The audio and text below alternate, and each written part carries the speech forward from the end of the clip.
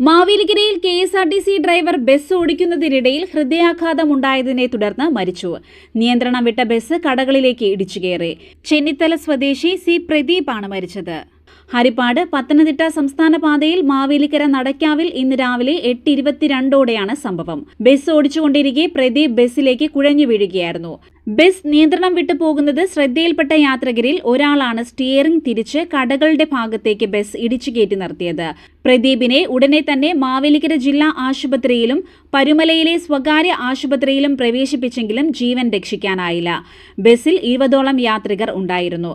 Pathanamthitta Alappuzha chain service നടത്തുന്ന Mavelikkara ഡിപ്പോയുടെ REA 885 വാഹനമാണ് അപകടത്തിൽപ്പെട്ടത്. പത്തനംതിട്ടയിൽ നിന്ന് മാവേലിക്കരയിലേക്ക് വരികയായിരുന്നു.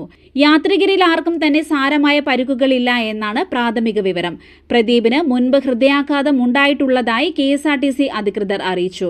Mavelikkara Nadakkavu Thoppil opticals, 4 Eyes, Canara bank എന്നിവ പ്രവർത്തിക്കുന്ന കടകളുടെ മുൻപിലേക്കാണ് ബസ് ഇടിച്ചു കയറിയത്. സ്ഥാപനങ്ങളുടെ ബോർഡുകളുടെ മതിലും തകർന്നിട്ടുണ്ട്. CD net news, Mavelikkara.